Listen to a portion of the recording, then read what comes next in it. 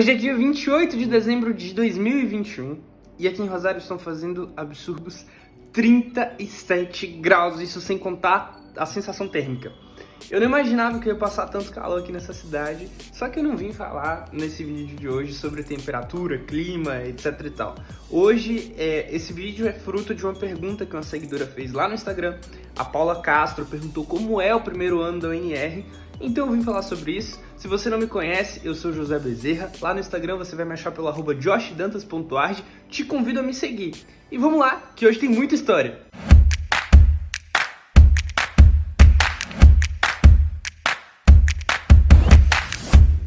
Esse é o segundo vídeo aqui do canal. Enfim, o canal tá surgindo de uma maneira muito natural. Foi o que eu decidi fazer um tempo atrás. De uma maneira mais natural possível, com a participação de vocês. Se você tem uma pergunta que quer que se torne vídeo, ou enfim, quer só mandar um saludo, como a gente diz aqui na Argentina, você pode ir lá no Instagram, @joshdantas.ard, e deixar sua mensagem, tá bom? Toda semana, todas as segundas-feiras eu vou estar deixando uma caixinha de pergunta que vai virar conteúdo para vídeo aqui, então você pode deixar a sua pergunta lá. O primeiro ano da UNR é o ano que mais vai te separar dos outros anos da UNR, mas o que isso quer dizer? Basicamente, quando a gente chega na Argentina, um turbilhão de coisas está na nossa cabeça e toda informação nova é muito pesada. A gente primeiro chega na Argentina tentando aprender espanhol. Algumas pessoas já falam espanhol, mas são minoria. Aprender espanhol já é muito confuso. Eu lembro que na minha época eu demorei 3 meses para começar a falar um espanhol que era mais ou menos entendível. E é louco, porque a gente costuma chegar aqui 2 meses antes da faculdade, normalmente. E aí lá na faculdade tudo já começa de maneira muito intensa, muitas aulas, muito assédio mesmo das pessoas, dos argentinos, que querem fazer amizade com a gente, que querem conversar com a gente, mas a gente nem sempre consegue, né?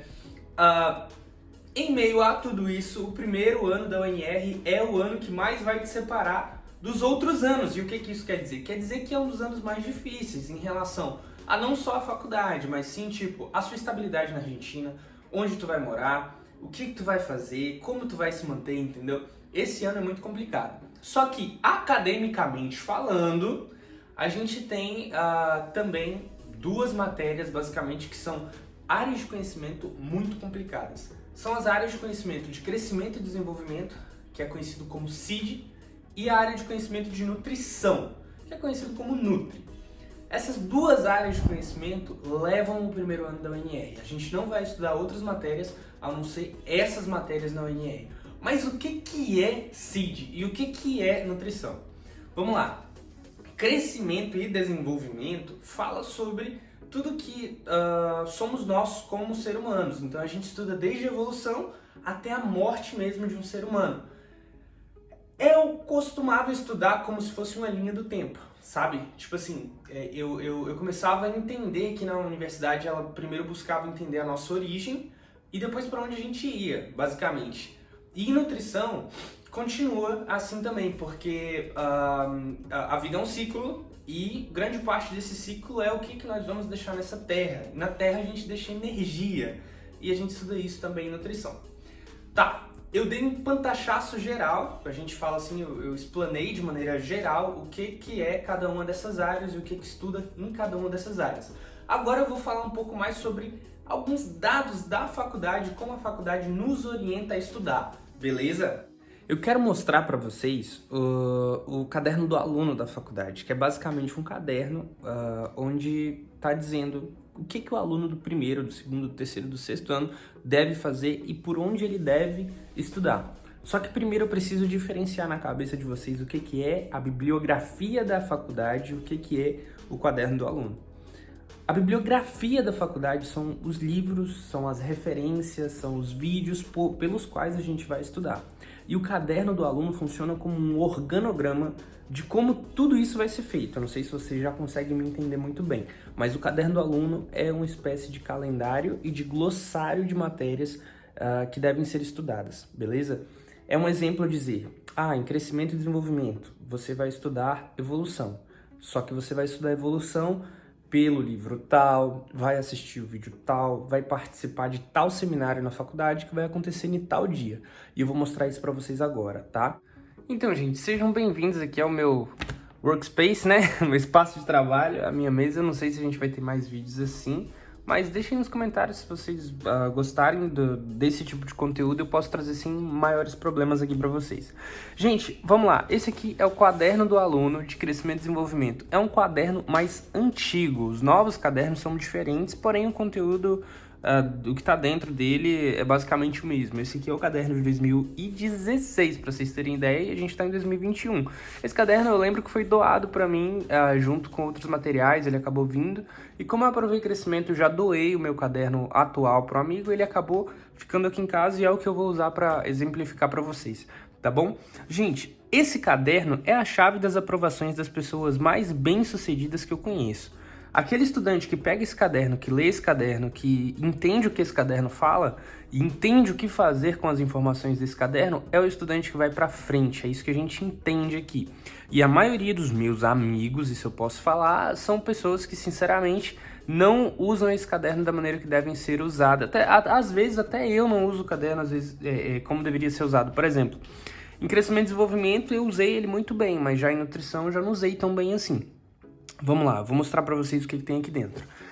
Tá, dentro desse caderno a gente vai ter a área de crescimento, a área de conhecimento que a gente vai estar estudando, ó, a área crescimento e desarrollo, que é desenvolvimento em espanhol, e quais são as pessoas responsáveis por essa área, etc e tal, e todas as disciplinas que participam dessa área, olha. Anatomia, biologia, física, fisiologia, histologia, tudo vai estar aqui.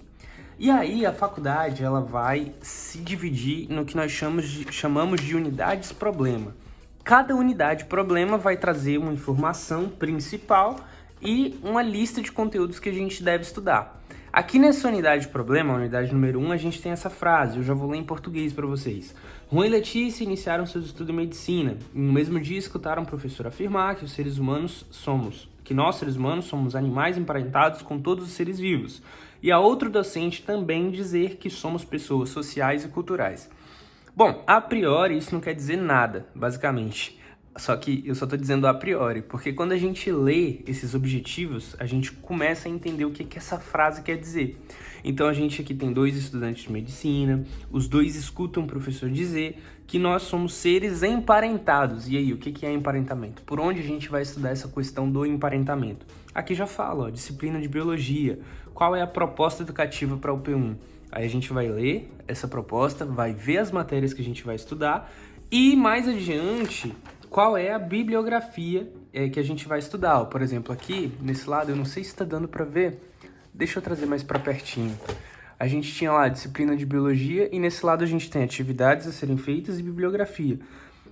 Tudo isso aqui são livros que a gente encontra facilmente na internet e também é de conhecimento comum da galera a ter esses livros aqui. Eu só estou dando um exemplo de biologia. A gente tem Evolução Biológica de Martinez.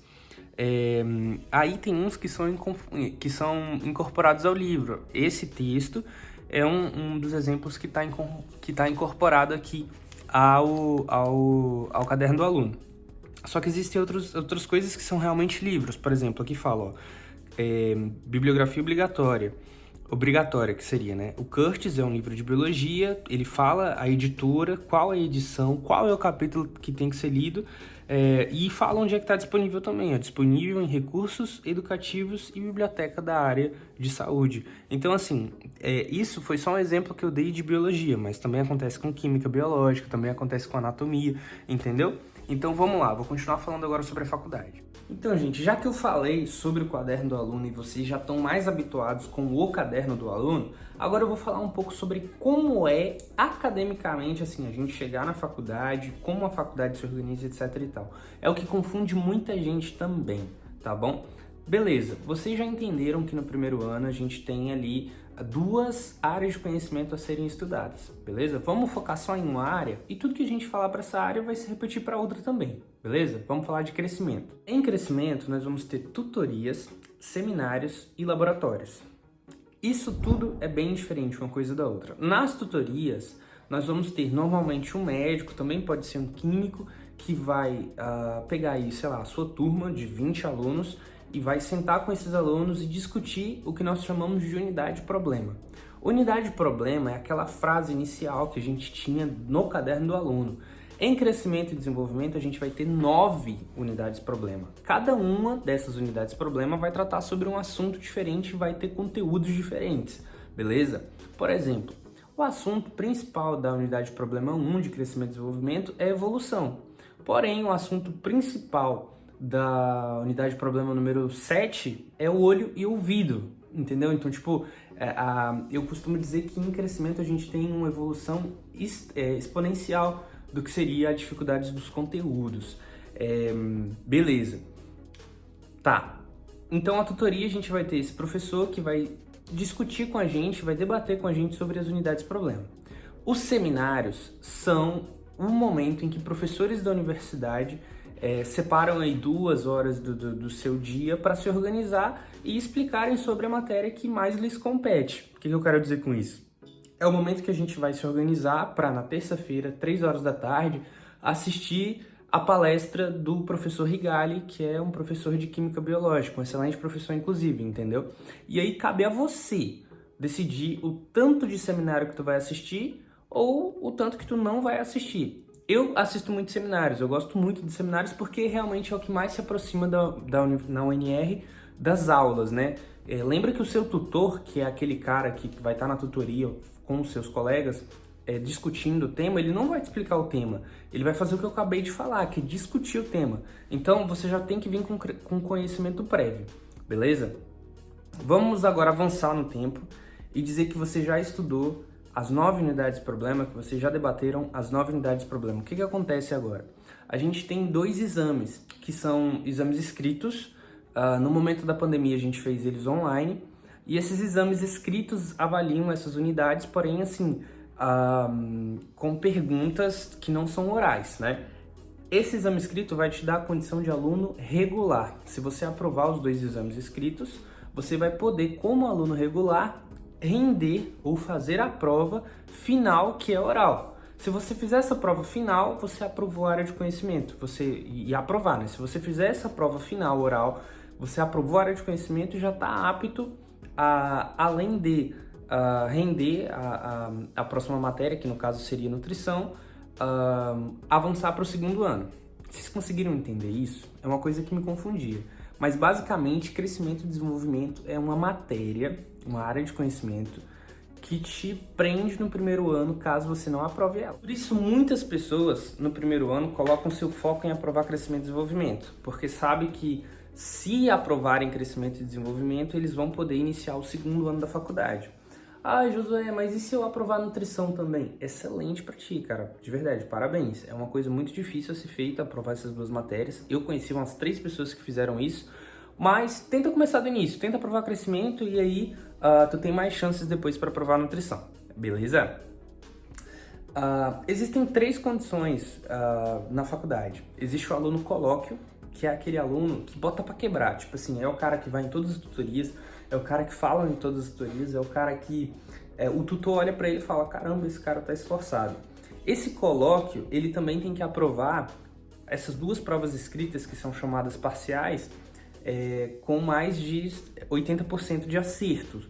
Se ele fez isso, ele vai poder fazer a prova final de uma maneira mais simples. Simples como? A prova é mais fácil? Não que é mais fácil, mas que os professores que estão lá já sabem que esse cara é muito bem intencionado, que ele curte muito estudar e que ele fez de tudo para se tornar colóquio. Além disso, se ele reprovar nessa prova final, ele tem uma chance a mais de fazer essa prova final, tá? Lembrando que em um ano você tem 7 chances de aprovar crescimento e desenvolvimento. Se você não aprovar depois dessas 7 chances, você vai continuar estudando e vai esperar abrir novos exames, né? Novas mesas orais, tá bom? Como um extra desse conteúdo, eu também preciso falar sobre o MIL. O MIL, que é o Módulo de Inclusão Universitário, foi um meio que a UNR usou durante muitos anos para que os alunos ingressassem na faculdade sem vestibular. Porém, com todo o contexto da pandemia, esse ano de 2021 o MIL foi cancelado e passou a ser optativo só para os alunos que realmente queriam fazer o MIL. Eu acredito que lá na frente o MIL vai voltar, o MIL, Módulo de Inclusão Universitário. Porém, não é o que está acontecendo hoje. As pessoas hoje não estão fazendo o MIL. E o que é o MIL? Ele é um curso introdutório que fala sobre direitos humanos e não é eliminatório. é um pré-requisito para você estar na faculdade, mas basicamente a faculdade quer dizer que você precisa desse curso para poder fazer as matérias e as outras provas e se tornar um aluno regular também. Mas não é nada que vai te tirar, por exemplo, ou te fazer menos aluno da faculdade, entendeu? Eu gostei de fazer o meu, apesar de ser muito chato mesmo. Lá a gente estuda tudo que é DDA-TIAT, né, são os direitos humanos, e a Declaração Universal dos Direitos Humanos, e também o que aconteceu no fenômeno do Cordobaço, que foi o início de tudo que aconteceu aqui na Argentina para a educação se tornar público e universal para todos. Só que esse assunto é tão interessante que eu acho que ele pode se tornar tema para um próximo vídeo. E o de hoje fica por aqui, galera. Foi um prazer estar aqui com vocês. Sejam todos bem-vindos à Minha Vida Medicina, bem-vindos à minha casa. Se você tem uma sugestão para vídeo ou algum comentário, pergunta para deixar lá no Instagram, fica à vontade, @josdantas.arge. Um beijo!